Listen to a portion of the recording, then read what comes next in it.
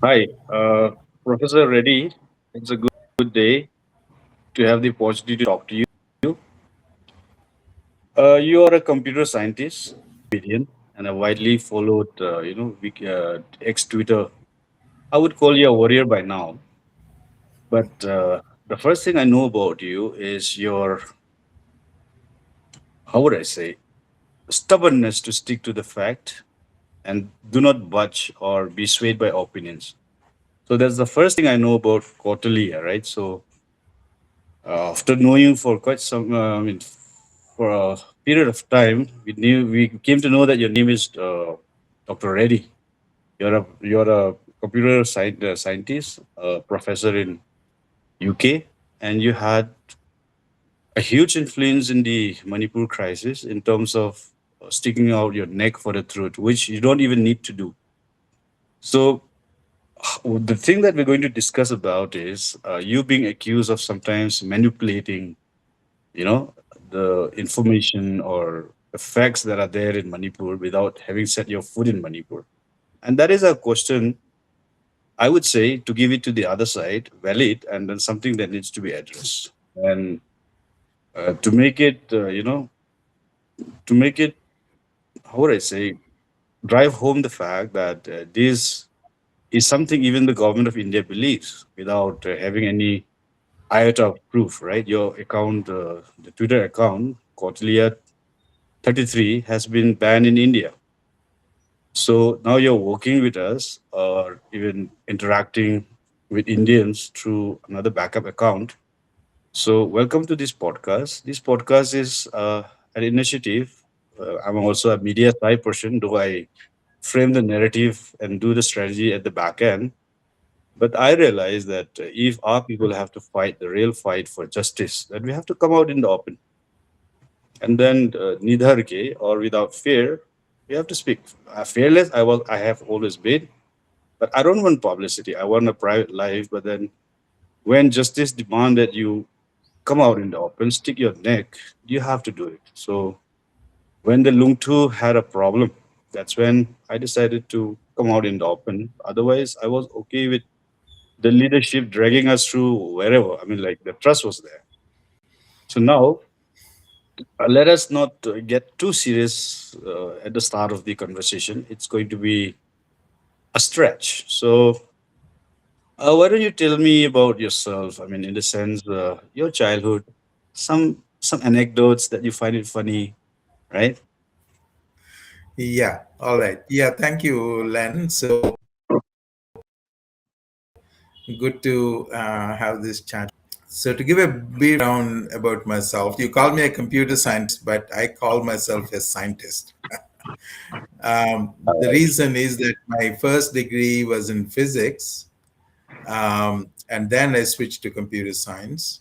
And even then, within computer science, my area is theoretical computer science, which is essentially a branch of mathematics. And we do the kind of mathematics that even mathematicians think is highly abstract. Okay, so we use things like category theory and domain theory and stuff of that kind, which most mathematicians find, too abstract and too concrete, too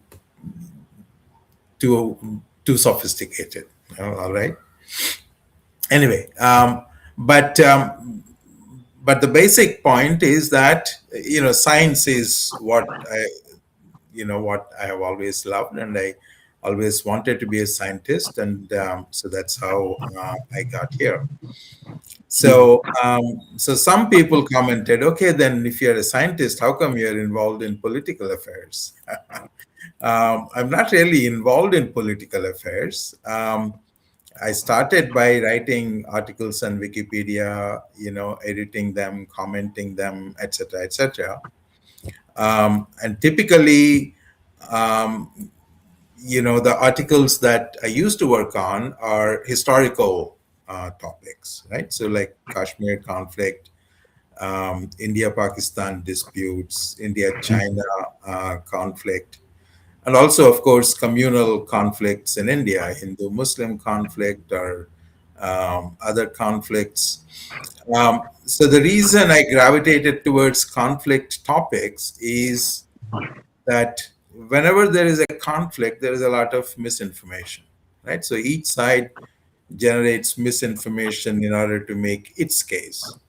Mhm. And therefore, there is a need for, let's say, a scientific approach to assess the evidence and see which side is right and which side is wrong.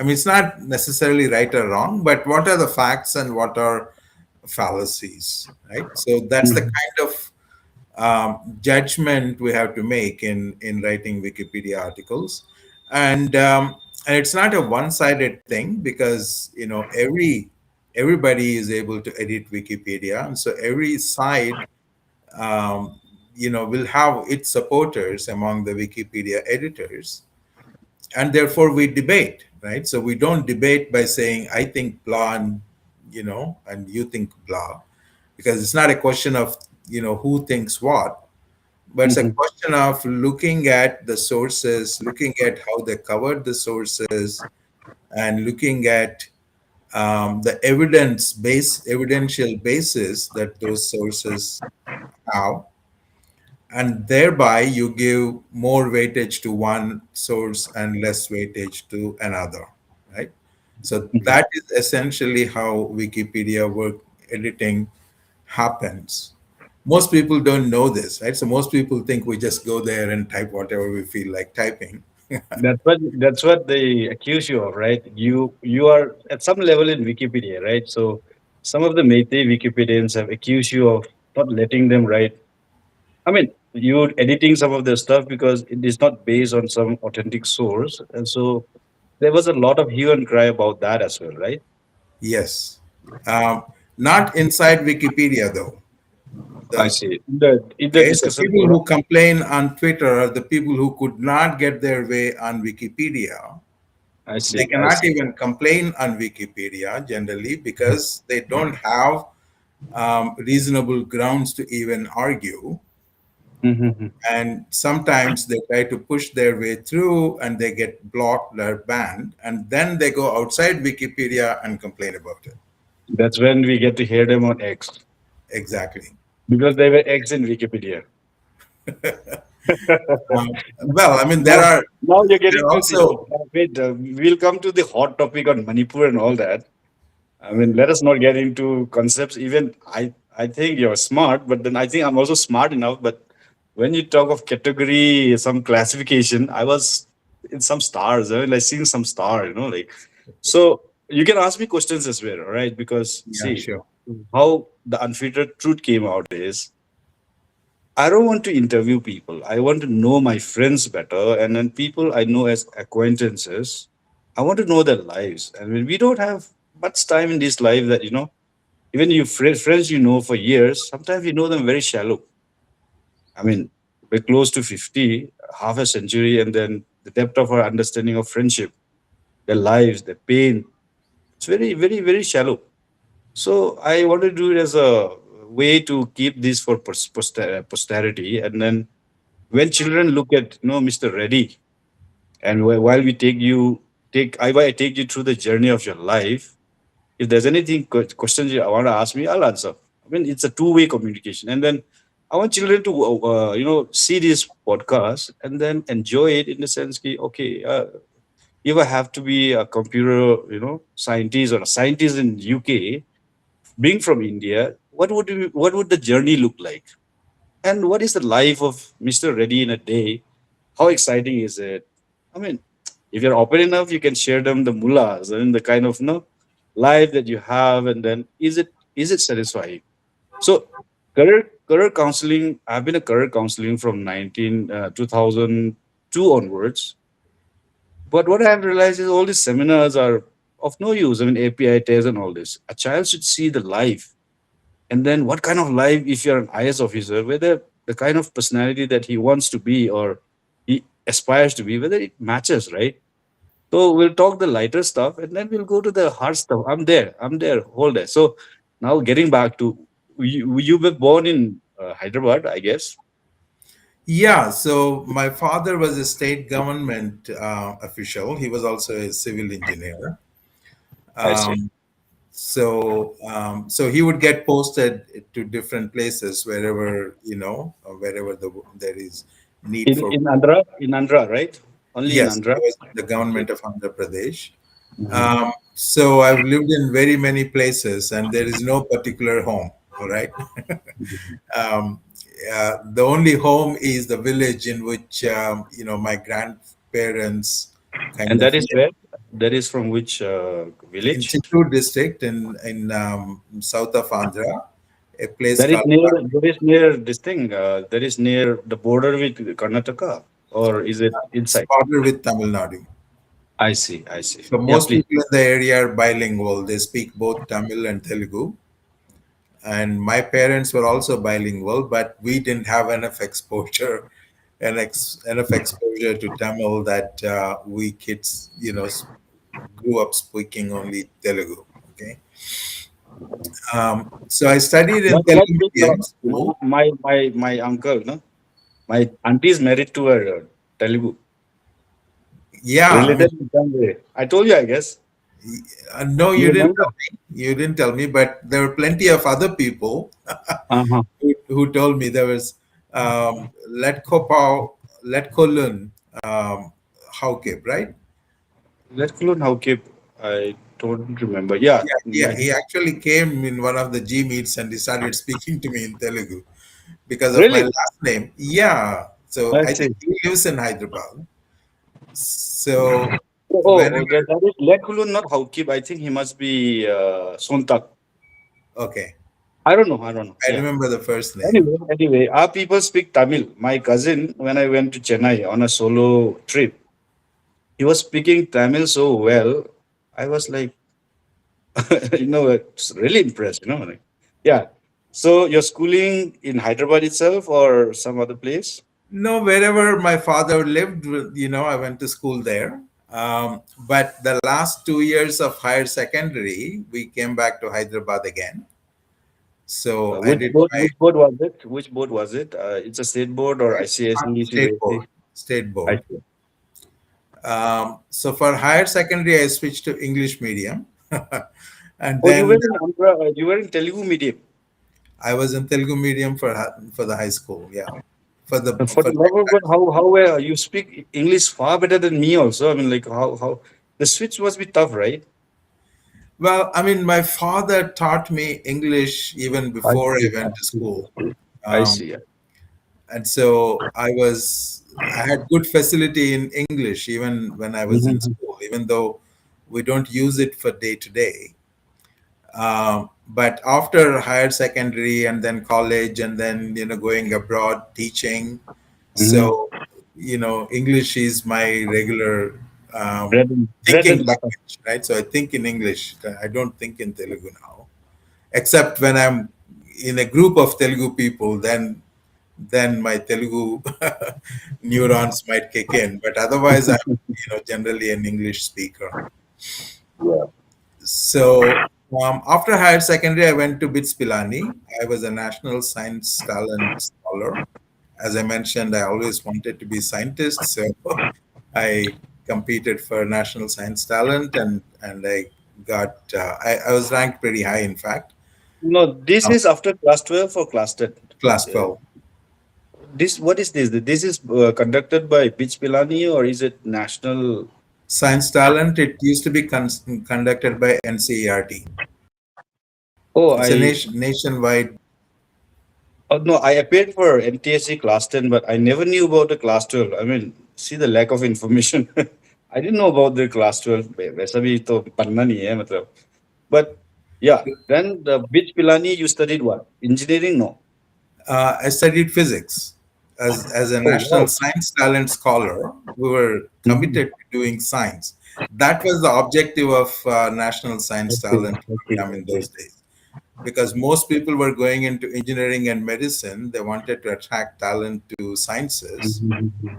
So they picked 350 people around the country to give scholarships to study science. Um, so that was the original scheme. Later, it got broadened out into funding engineering also, I think. But that happened after I left the country, so I don't know the details that well. I see. So while I was in the okay, I went to study physics, as I mentioned. So in BITS we have a broad-based curriculum. So you study a Mhm. number of subjects in first, second, third years, and so it was a 5-year program in those days. So these days it is 4 years. Um, so those days it was a 5-year program for BE or for MSc. So the first 3 years we study a variety of subjects, and only in the last 2 years you specialize in whichever subject you have chosen. Mhm. So in the second year, I think we had a course on computer programming, and I did very well on that. I got 100 on 100, which was considered an accomplishment. Good, good. Never got that mark. Uh, Yeah. and after that, I found my passion for computer science, and then I essentially converted. Even though I did a physics degree, my focus was more on computer science. And then I worked in BITS as a junior lecturer for a couple of years, and then I went abroad for PhD. I went to US for PhD. Oh, you did your PhD from US. I thought it was UK. No, PhD No, in. UK comes much, much later. I see. I see. So I went to US. I did a master's in one university, North Carolina. Then I went to Utah, University of Utah for PhD. And after that, I became an assistant professor at University of Illinois at Urbana-Champaign. Hmm. That's one of the top ranked schools, Yeah. colleges for engineering. Mhm. So I was there from 85 to 2000, 15 years as assistant professor and then associate professor. So that meant that I got tenure. Okay, so that's a big, Yeah. that's a big Then. Yeah. next big hurdle an academic Hmm. has to pass through. I Um, explain for our audience what being tenured means, because many people might not know, right? So being tenured means you are permanent now, right? In the Indian context, but yeah, or is it something else, something more than that. it is essentially that.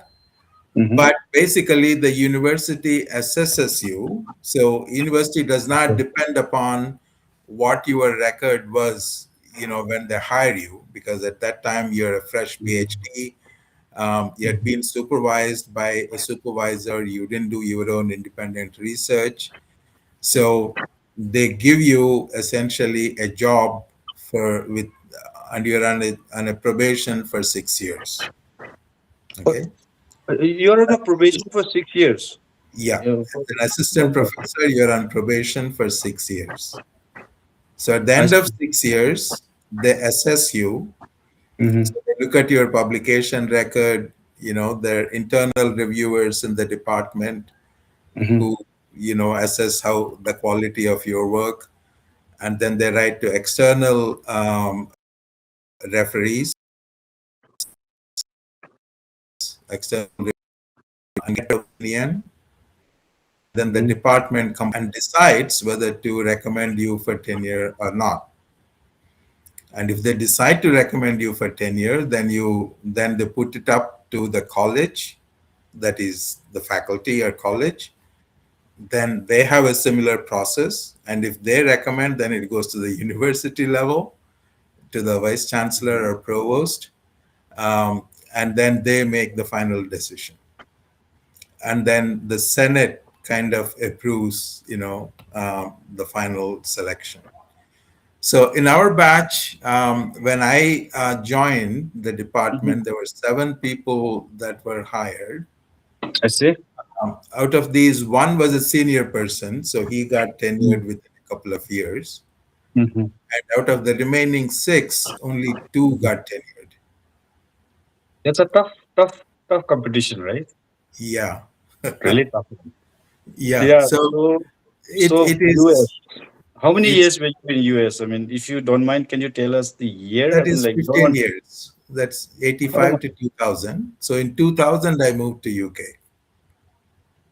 all right. Um, So some people ask us, why did you move from US to UK? Most people move the other way around, Yes. right?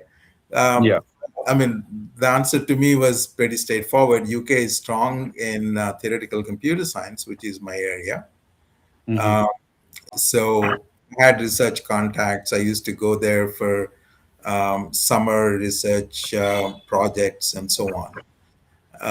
So when there was an opening at one of these universities, I applied, and there also it was a heavy selection process. So I was later on told that there were something like 2,000 applications for the Mm. professor post. Hmm. They had two people. Um, so even though there was one post, there were so many good applications that they convinced the university we should hire two of them. So two of Wow. us get hired. So So you've that's been since then you've been in the university, right? The at the UK. University of Birmingham. Yeah. Yeah. Everybody knows now. I mean, like one person is so concerned about you, he has to come and find out where you work. Yeah. I'm thinking- anyway, so it's an interesting, very different journey in the sense, coming back from US to UK, right? So, uh, would you be kind enough to tell us the history of computers in UK? I mean, Mr. Turing or the one who developed this thing during the Second World War, right? I mean, you're a historian yourself. It's a very interesting movie, right? A movie, but then the life of that person, the Yeah. way he was discarded after this Second World War, I guess, right? And that is perhaps Charles Babbage, Babbage, right? And then Turing, right? So UK has always produced great minds in science, Yeah. and so yeah, if you know that story a bit for our audience and the younger people, if you can share a little bit, yeah, it'd be really great. Yeah. Yeah. I mean, we can call Turing the first computer scientist, even I though there call him were other Turing, people. what? I call him Turing, right? I hope I'm not making that. I call him Turing, right, while Yeah, talking. Turing is Okay, correct. fine. Fine. Yeah. So we can call him the first computer scientist, even though there were others earlier. I mean, we can go back all the way to Aristotle, during Greek times. Hmm. When we say computer science, we don't just mean working with computers, but we mean Okay. thinking about how to express methods, procedures, etc., for problem solving or for doing tasks, etc. Right? Hmm. So that was there, essentially from the beginning of humanity, I would say. Right? So as soon as people formed societies and started, thinking of how to, how hunt animals. That was the first task the humans carried out. um, they had to figure out how to make the weapons, how to, corner the animal, how to organize the crowd in order to, hunt the animal, how Hmm. to build houses, how to make fire, how to cook food. All of Yeah. these involve procedures, and the solutions that people constructed for them. You can call that, as a computing science. Um, Cookbook recipes, right? So cooking is a form of computing. It's devising a process to produce an Process. end result, I see. right? So anyway, so coming back, so modern computing devices, Turing was probably the first person who devised procedures for working with these devices. And therefore the top computer science award is called Turing Award. It's named after him. So that is Okay. Turing. We hope you get one day. Huh? I have passed that stage. Is it given to younger people? uh, no, I don't have work that would be worthy of Okay. a Turing Award. Okay, so there's Anyway, no you have achieved so ambition. much. I mean, uh, what is the relation with what you're doing with AI? I mean, if there's any correlation or some connection with AI, the kind of work Uh, you do. well, I don't myself work in AI. I mean, I used to work in what is called logical AI. Hmm. That is trying to make computers understand logical inference, building logical inference, and things of that kind. But that side of AI is now essentially overtaken by what you might call mechanical or probabilistic AI. So Mm-hmm. this AI works the way, presumably, how our brains and neural systems work, right? So it is probabilistic, uh, computational kind of way of um, evolving an intelligence. So we don't program intelligence. So the old logical AI was to program intelligence. The new way, the probabilistic AI, is that intelligence evolves from basically mindless, how neurons fire, um, similar kinds of techniques. So you have a bunch of essentially a neural network simulating a neural network inside the computer. So each neuron, so to speak, um, kind of tunes itself according to the experiences it is going through by Mm-hmm. increasing weightage or decreasing weightage in this way or that way. Okay, so no one can predict how this system will learn and what it will do in future, just like nobody can predict how we evolve and what we will do in future. Right? Um, so Mm-hmm. therefore, Is therefore, it the is AI it a is danger in any way? I mean, like, is it in any way dangerous? I mean, if it start it evolving is something, all it right, is we'll talk dangerous. about it later. I mean, it's getting heavy. I mean, like, even I mean, for me, I'm an engineer myself, but it's kind of heavy, man. Like very deep stuff, I mean, like, not many people will understand, but for the younger audience, the question is, it's about the returns, returns of your struggle and this thing. I think the mullah must be good, life, happy. Simple question: are you happy with the path you have chosen? And then, if you look back and go back to your 10-year-old self, would you ask him to follow the same path, or would you go for something like, you're a political commentator, right? I mean, and then your understanding of issues in terms of social sciences is kind of pretty good. I mean, but the thing is, I believe in not treating knowledge as silos, like the Chinese mandarins or bureaucrats used to give, I think, 20 days exam or something, and then they used to be good in war strategy, medicine, sciences. All there was no compartmentalization of knowledge. So what you want to learn, what you need now, that is what I believe, right? So it's a bit of a two three segment of questions that I'm asking. So how would you kind of see your life, and then would you recommend a young person? Okay, this is one part, but if you think you're good in arts, go for it. Or if what kind of skill sets as a child they need to develop, or what kind of people should kind of walk in your path. I mean, we all walk our own, make our own journey, right? But then still, some journeys share a similarity, right? I'm an engineer, you're a physicist, but then there are some similarities in terms of journey. So it's a complex question, but then it'd be really nice. I know you can tackle that more than more than sufficiently, right? So Yeah, for children, I think the number one thing we have to do is to encourage them to develop curiosity, right? So they need to wonder why are things this way. And fortunately, my father was an educator of that kind, right? So if we Mhm. go for a walk, he might show me things on all around us, and he might explain things, or he might ask me, why Mhm. is the sky blue, or why are the leaves green?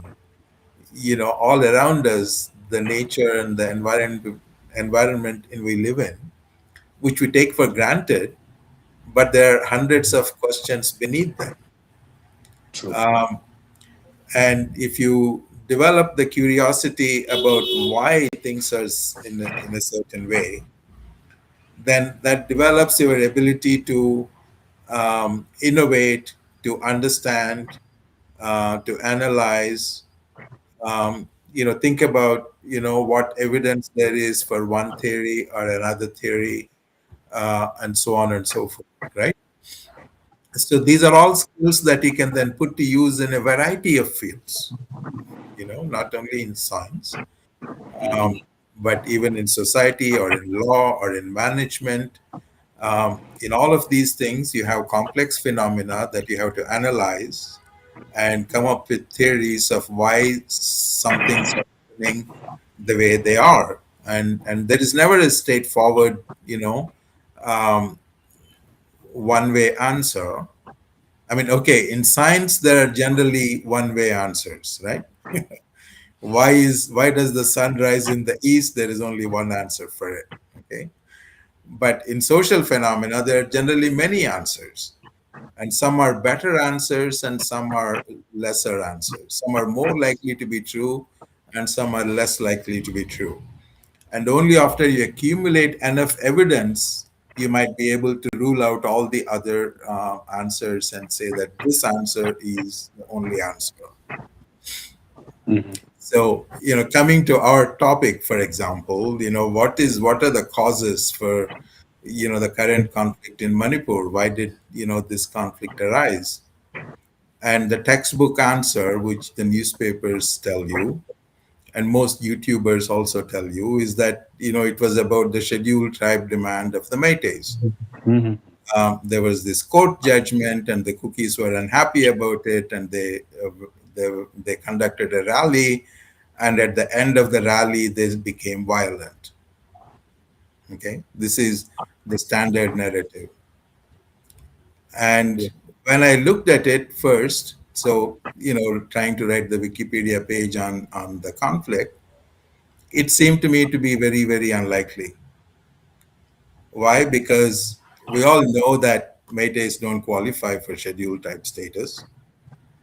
I don't know if cookies ever really thought that there was a real danger that they would get scheduled type status, um, Mhm. because they have gone through the process and they know how scheduled type status works, um, and they know that you have to do a ethnographic study, and you need to provide evidence that the community meets the requirements to be a scheduled tribe, and it Mhm. has to go to a national commission for scheduled tribes, and they have to make a recommendation. Then it has to be passed by the parliament for a constitutional amendment. There's a long process for that, right? Mhm.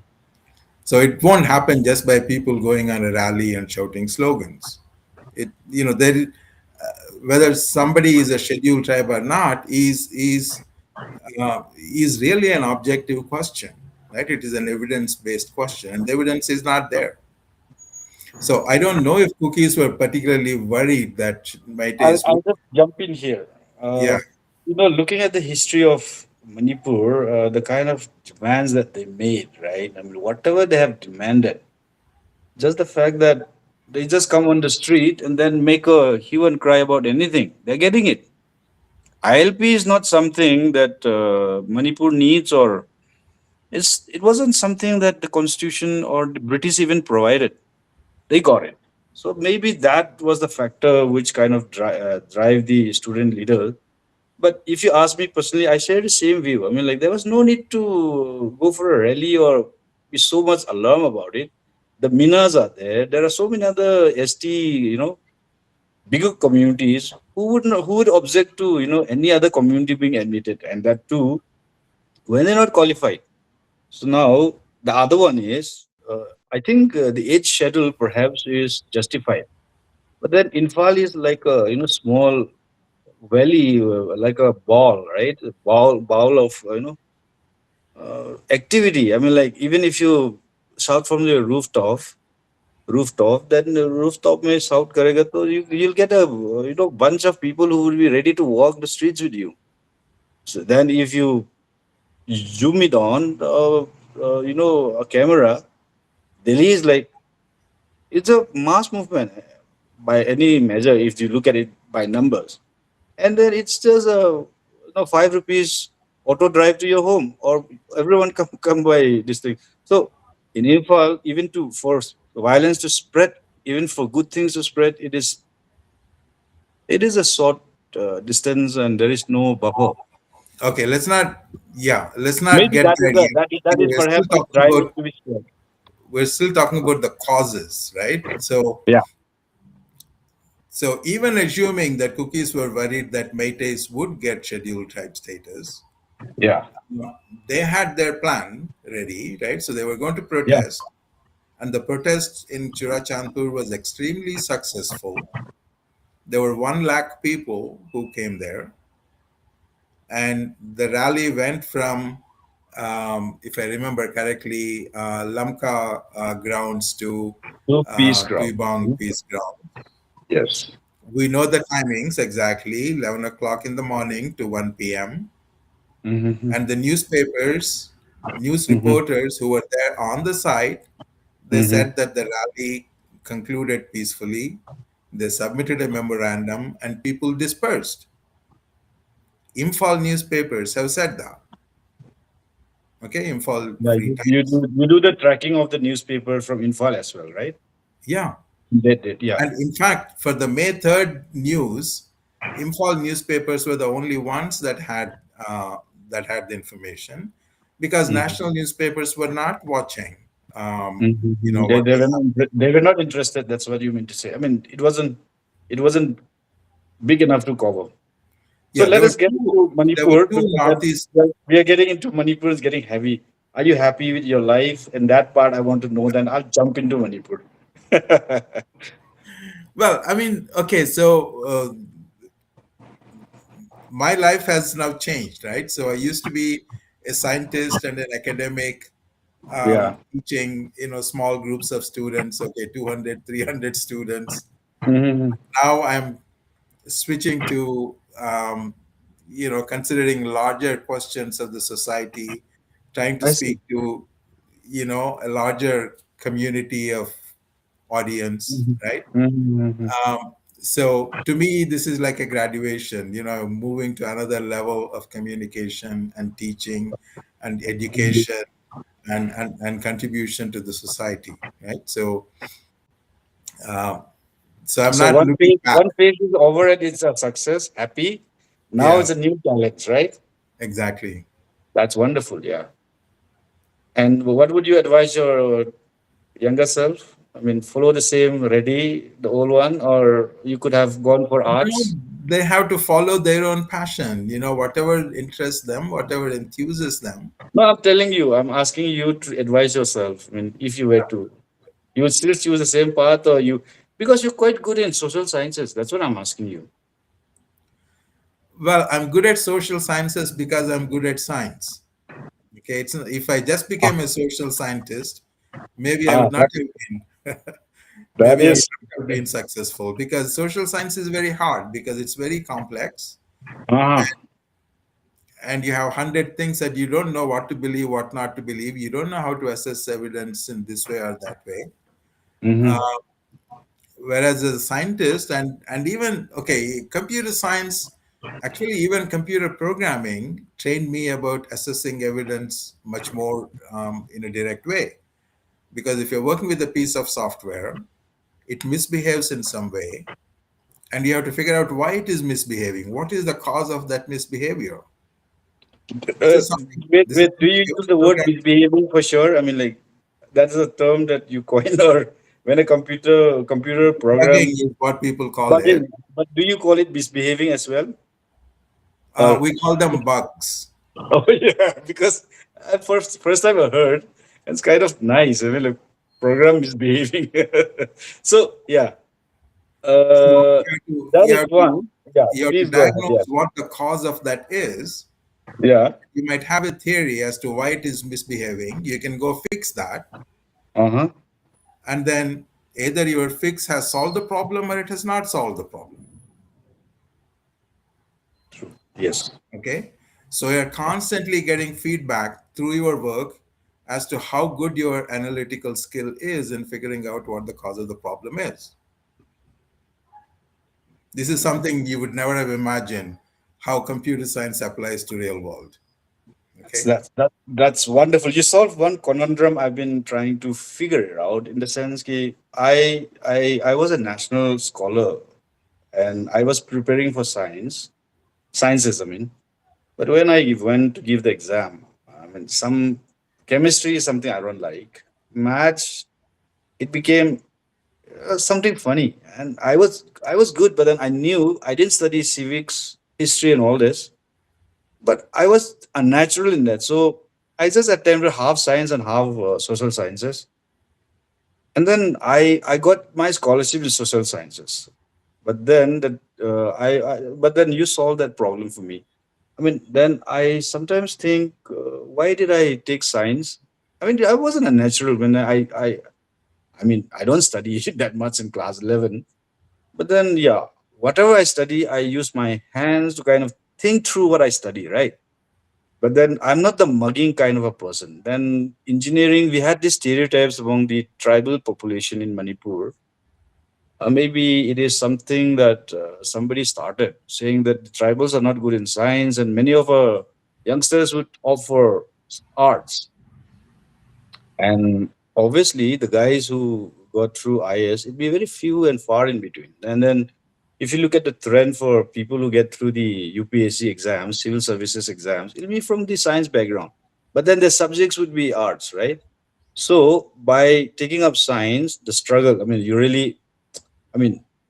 really had to study. Arts में कितना पढ़ना है? The pages are pretty few, less, and then there's nothing much to think through. I mean, you see, to build your neurons, it has to be something that challenges you. Then I got through this thing, with my marks. It wasn't that low, but then it was okay. So I got through SRCC. So I thought I'll study economics, and then that was the time Manmohan Singh was a star, right? I mean, 96. So I was in SR. I was quite happy there, being in Delhi, and then there was one scholarship for Oxford. So I thought I'll go for that. Then I got a call for this thing, engineering. So my dad called me up and he said, "You got your calling letter. Why don't you do engineering?" So I was conflicted at that point. And then while I was like there in SRCC for 2 months, just seeing how it is. But then I didn't get the taste of economics or the arts aspect of it. I mean, the mathematical equations to do with supply demand curve and all the indifference curve, that was okay. But when you come to history of economics and all that, you feel like sleeping in the class, right? So you start to miss your science electrons and all that. Then I decided I better go and check it out. So, but there is a flaw in Indian education system as well. I went and bought a magazine, automobiles, because I thought mechanical was automobiles. So I was quite excited. So I went for my counseling, and then I was allotted mechanical engineering. And then I thought it was automobiles. So I was very excited. And then I traveled back. I joined the college. But then when I reached the college, all the guys from Manipur, I mean, my seniors, some of them were like struggling. I mean, struggling in the sense, ki back papers and all that.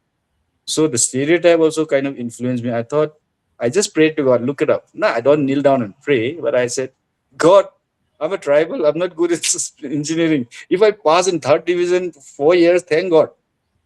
But then that is not true, right? The stereotypes, what people say, small talks really influence us. So, first semester, Manipur has this problem of tuitions. Tuitions kill the child's innovation and then the ability to think. So, I was studying with a friend from Orissa, a very small guy, and then there are guys who were really good in maths and physics. So, we were having exams. So, we were studying, we went and pick up Iskunov and all that, which I never picked up in my I had a big dream. I want to go to IIT, but पढ़ाई तो कम करता था ना तो but then that dream was there, that willingness to ride the wave or maybe fly like the eagle, that was always there. So I said, let us go and ask that person who is quite good. He said, नहीं आप पूछना है तो पूछ लो हम लोग निकाल देगा. That's when I realized this is how you study. Just by solving one problem in Piskunov, the key was open, right? You're thinking open, then you start relating to what you studied in class 9, class 10, then no 11 to parai nahi Manipur mein, like we're all like trying to be show off and all that. I think that is also one problem that we face in India, right? I mean, no, transitioning from class 10 to 11. So the education system is like our interest is sometimes not catered to, and the syllabus are pretty old if you go to engineering subject and also. But then my my affinity to social sciences, and later on, while I give my UPSC civil services at a later stage, just 2 years before my term limit is over, which is 34, 35. For a tribal guy, you can give till 35, which is in a way, you if you look at it, it's kind of foolhardy to try it at that age. But then, I mean, I could do it because my wife's working, and then thanks to her, I can take the risk. I already had a company of my own. But then all this, I mean, the point of making this statement was you solve the conundrum that I always have. Like if you're studying arts, then follow from class 10. But then I think we should encourage like I'm changing my point of view after talking to you. I mean, should encourage them to study science and then maybe go for arts. I mean, that's what everybody says. But then I was changing my opinion, but now I'm back to thinking कि yes, science पढ़ लो. उसके बाद if you want to change it. That way your neurons are fire up. Am I correct in changing my mind? I mean, Yeah, that's why I became a scientist, right? I mean, that's what. science is poses and answers hundreds of questions about your environment, right True. from right from class 3 or whenever you start studying science. They're telling you how this works, how reproduction works, how plants grow, how animals move, all these things. They should, for any child, they should light up your imagination and say, wow, that's how things work. Hmm. And how much complexity there is in our own body, right? And the other day I went to a hospital for a checkup, and the guy put an ultrasound on some part of my body, and so it converted whatever unhearable sound there was, about or whatever, into sound, real sound. It's the first time I heard ultrasound, coming through speakers. Um, Really? yeah, I have never heard that. Yeah, I mean, and yeah, I haven't. it sounded like some child, Uh-huh. shouting, crying at a regular speed. Wow, wow, wow. Oh, yeah. I think that I have heard. That I have heard. I mean, So, yeah. so our body has been doing this wow, wow, wow regularly for, throughout your life, every second, right? And your heart is pumping the blood all through, and the blood is flowing to every part of your body, and delivering oxygen and coming back collecting carbon dioxide and whatever other impurities that the body wants to get rid of. It's happening like some 100 times a second or whatever the pulse rate is. Mhm. So there's so much wonderful phenomena happening all around us. It's very Mhm. easy for anybody who develops the curiosity to keep wondering and wondering and wondering. So Uh, that is the question, right? Why? Don't ask why. Ask why not. Who was that? I mean, that is U.S. president. Or is it to do with Mr. I Obama? haven't heard that. Yeah, No, you should also ask why not. Not only why. Why not? If why, then if this is not, this is why. Then why not? If this something out of the box kind of thinking, right? I mean, I almost come to that speech of John F. Kennedy. Ask not what you can, what your country can do for you, but ask what you can do for your country. I mean, that is applicable to our people right now, I guess. So yeah. we'll come to that, but we'll finish this segment on careers, right?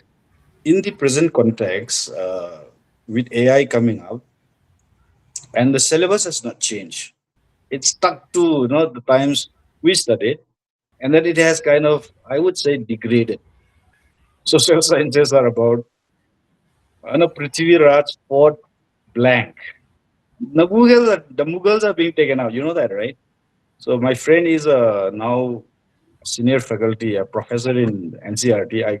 I sometimes tease him, "What are you guys doing?" I'm like, I mean, uh, how would Prithviraj fight against some blank? I mean, if you take out the Mughals, even you're degrading Prithviraj Chauhan, right? So the buildings are standing there in the Red Fort, and every year at the ramparts of the Red Fort, the prime ministers across, various Independence Day days have given a speech from there. The Taj Mahal is being sold as the wonders of the world, and who in his right mind would go and take out the Mughals and their contribution to the history of India? I mean, and there are so many inconsistencies that they have done. No, so the history books are kind of. I mean, others I think they wouldn't touch much, but that history is something they have really played around with. Yeah, So that there is this element of radicalization among the kids also. If you talk to them, Gandhi is some guy for most of them. Like they think they have the liberty to talk of Gandhi as he's just another person, right? So based on that, I mean, the present generation, I think you and I, if we give a career counseling, perhaps I would agree with you now that okay, if you're really bad in sciences, maybe yeah, there are other careers which you can choose. Maybe you can take commerce or you can take arts, but if you want to challenge yourself, and even if you want to switch to arts after class 12, I think I would go in for the kind of advice I used to give people कि science लेके देखो. What do you say? I mean, like, what would be your advice to the current lot? I mean, with the change, syllabus has not changed much, but then taking science blindly and then struggling with it, I think that'd be a good start, right? no, you should not struggle with science. You should get excited about science. Okay, If you okay. struggle with science, maybe you shouldn't go into science. Uh, All right. Okay, I so, have I mean, somebody I have to give that advice to. Thanks. yes, I in have to school give we that learn advice all to you. subjects, right? In school we learn science, we learn social science, we learn literature. No, class 10 tak he's good in almost everything, but then he was a little bit weak in maybe maths and a little bit of science. But the thing that I'm trying to give a career advice to a child who is adamant on taking science. I told him take arts, become a lawyer. I mean, your family would eventually transform into a family of lawyer. Then, but he's a demon of becoming a scientist. So how do I tackle a career advice to a child like that? I mean, no APIs or no career, all the test would help. You have to speak from experience. You have to talk to the parents as well. That's one career advice that I'm struggling with right now. I mean, like, I need your help there, maybe. Well, does one have to do arts in order to do law? Not needed. But then, see, if you're struggling with science, if you take arts also, it's okay, right? You can see Yeah. you're prepared before. I mean, you would have studied sociology, you would have studied a little bit of political science, and constitution is a part of it, right? So when you, but then even art, even science, law is logic, and then jurisprudence, and the way you approach as see being an MBA and being an engineer. Even I approach art subject, I picked up on my own, right? And then yes, maybe we don't have the advantage of acquiring some definitions from before, but then I think you're right. I mean, like that computational mind is what makes IITians toppers in art subjects, and then get be toppers in civil services or any exams that are there in the states and all, right? In terms of public commission services, right? So what do I tell that child? I mean, I have to answer him a few days by the end of the. Um, well, I mean, I'll okay, give you one so more in clue. I'll give you one art, more clue. When I teach him, he's quite good. He picks up quite well, but when he goes to school with this mobile and all that, or the people who have invented mobiles, they don't give it to their children. But our children or children across the world, is struggling with studies or concentration because of that little devil that they have invented in, wherever. I mean, like, must be, in US. I don't know where they invented mobile myself. I don't even care. But then, yeah, it's a wonderful tool, really, really harmful for children's mental growth. That's what I really felt. Yeah, please, your Yeah, advice. I mean, for arts in India, there are not that many, professional opportunities, right? I mean, Yes. generally, a government job is basically all that, arts degrees will prepare you for. And maybe as, as a clerical person, maybe as a As a YouTuber. managerial person, could be YouTuber, etc. So, but arts will prepare you for, dealing with emotions, understanding emotions, And playing, even psychology is science, no? manipulating people's Even emotions. psychology is science. Yeah, Yeah, part of science only. yeah. So, yeah. So, I mean, there is, of course, a role for arts people. Um, in the West, we employ arts people a lot for, um, activities, administrative jobs of various kinds, right? Yeah. And these people write very long reports that we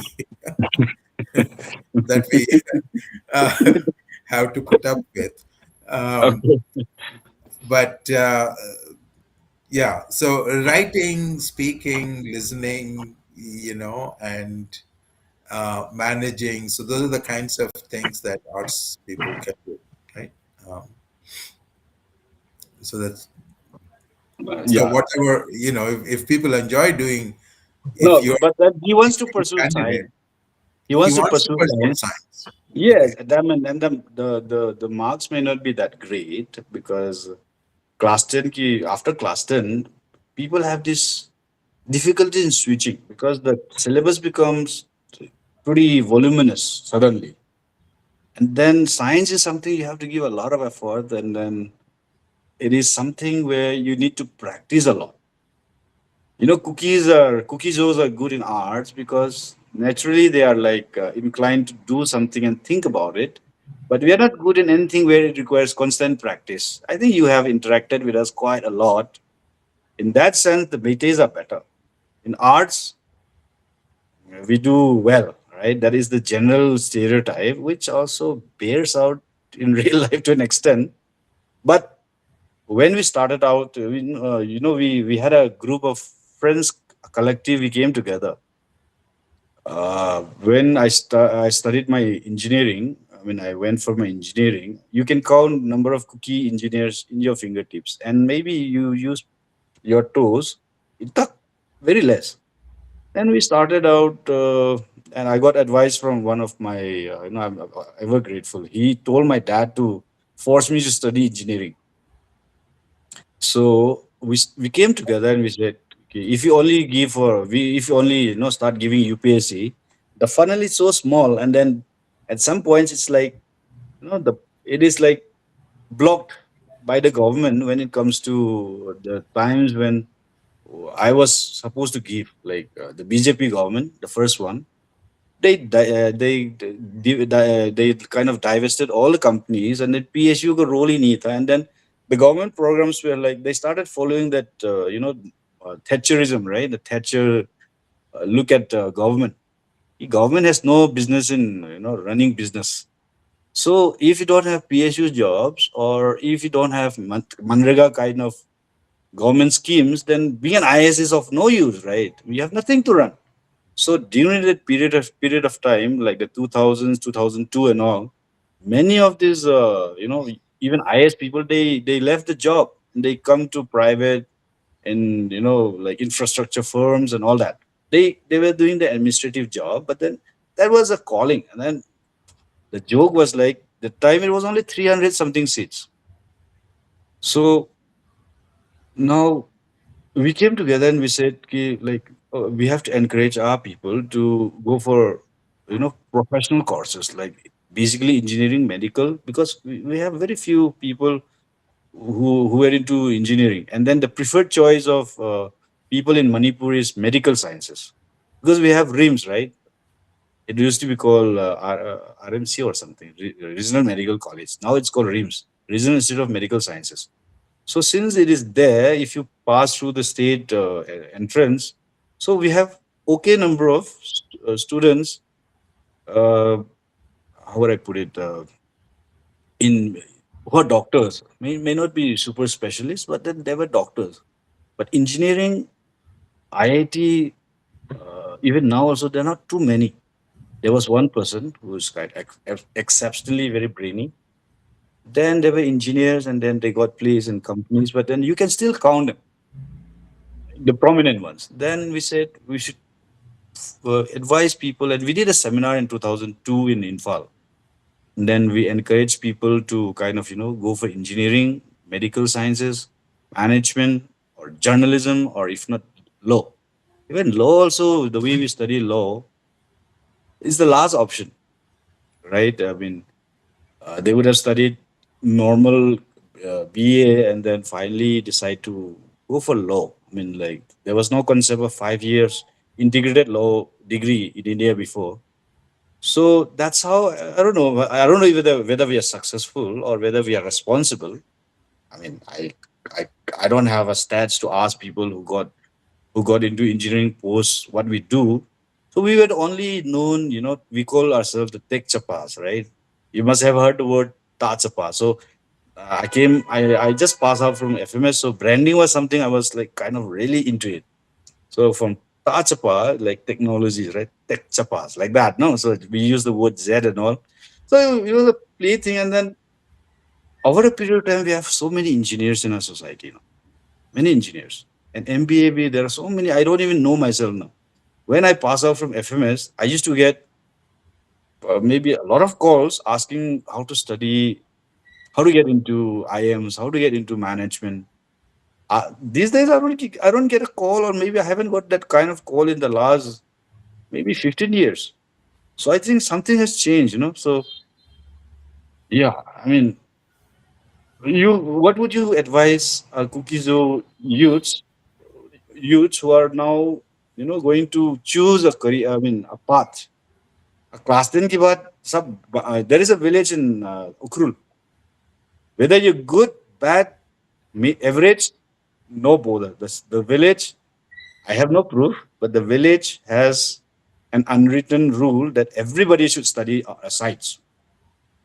And then, but if you're not good in 12, they switch. But then they have more engineers and more, people who are into medical sciences, right?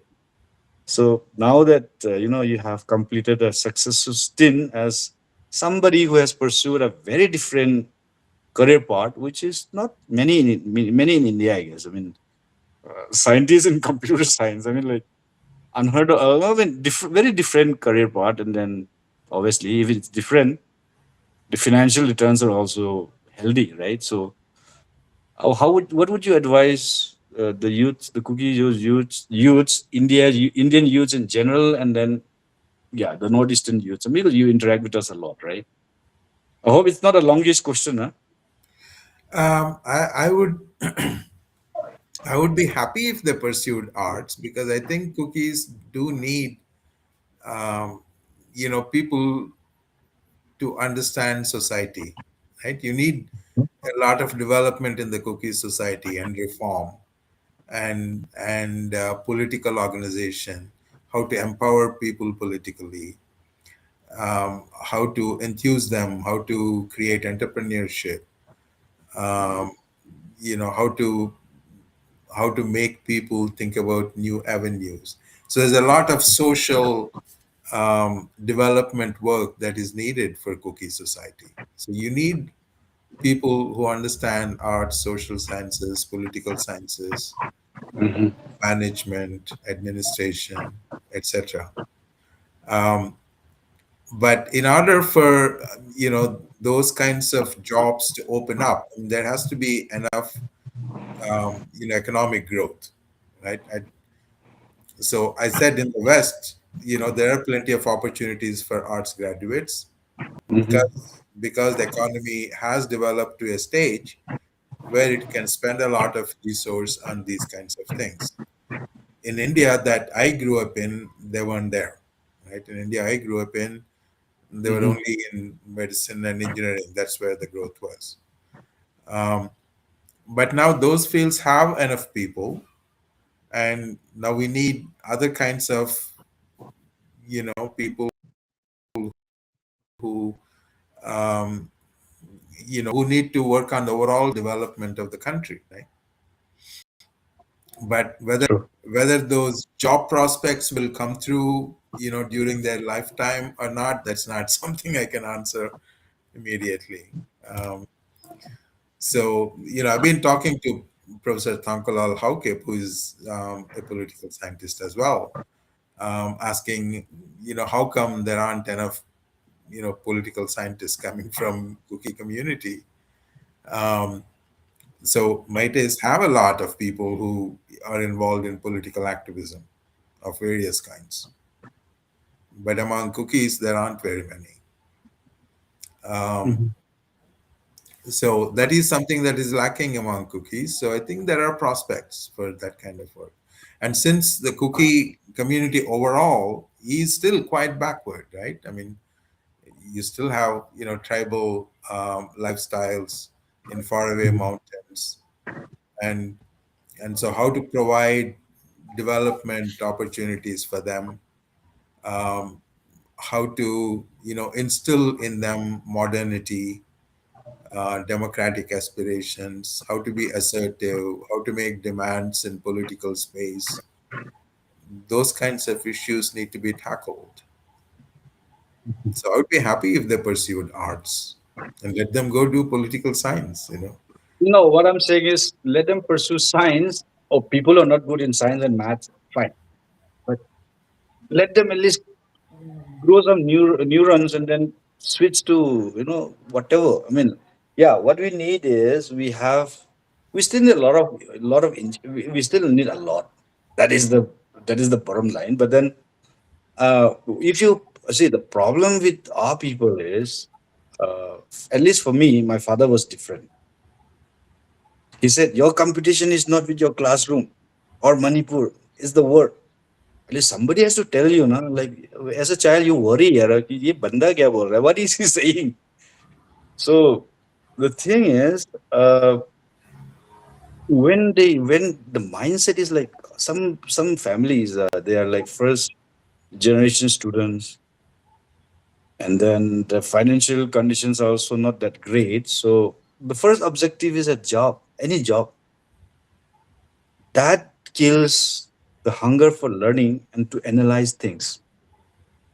I mean, there's no relation between a banking job and whatever you're studying. I mean, like some logical reasoning and some maths, which is pretty easy. I mean, to get into an RBI job is, I mean, if you're not interested in banking or if you're not interested in finance, I mean, वहाँ से पैसा आता है doesn't make any sense, right? I mean, I didn't give RBI at that point when I could have cleared it aramse because I wasn't interested. But then MBA पढ़ने के बाद they throw me into a financial institution. But then I didn't have a choice. I mean, like after you finish your MBA, I mean, campus placement. I mean, that we are an unlucky batch. The Osama bin Laden, you know, twin tower kind of thing, really robbed us of our opportunity to kind of pursue the kind of uh, jobs we want because there was a. I mean, he nuked down the entire job market in India after Did he? the twin towers fall, right? 2002. So people who were pursuing finance, they just it was just about India is just about jobs. That's the problem. Everybody accepted even call center jobs, even if they pay okay. And the job the earlier batch didn't want. I mean, like Bharti and all this, where the jobs that the last people were put into by force. I mean, the college has some kind of heft when it comes to a college like FMS or IMA or I mean, IMC or IMB. They said, Dekho bhai, we'll give you two good students, but you have to take the other three also. They'll have to take. So I think the way we orient ourselves in terms of looking at a job is also killing our hunger for learning, and then that ability to use our knowledge to something, to produce some new knowledge. I don't know, you can correct me, you are in the education line, but then yeah, I went to my son's school, and then there was this line, education itself is life. I think I live by that credo. I mean, I'm still a student myself today. I mean, I admitted myself in law in 2003, and I probably will finish in 2028. How many years? 2003, after my first job, after 1 year in my job, I was promoted to a manager. And then I was in a financial institution. So I went there, and then I just got admitted because my brother was giving, right? So what I mean to say is, like, I didn't want to become a lawyer, but that the fact that there was an opportunity to learn, that was the thing that drive me, right? So I think, what would you say? I mean, like, studies should be not for the sake of getting a job. It should be something that makes you think sharper, make you analyze things better.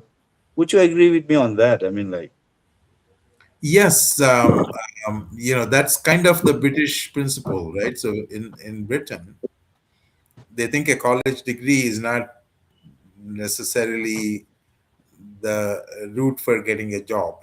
I mean, of course, most jobs require a college degree, but the degrees are not supposed to be for training you for a job, but rather to develop skills that are transferable to various kinds of activities after the degree.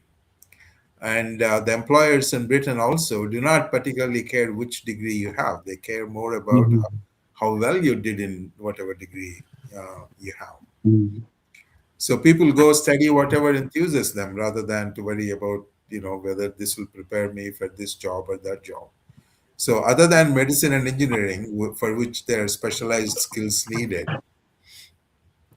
which the university degree teaches you, for all other kinds of jobs, generally employers pick, even for computer science, they don't necessarily pick computer graduates. They pick any mathematician, physicist, etc., and then they expect them to learn, how to do computing work on the job. Mhm. That is what was done in the Y2K problem, right? I mean, okay.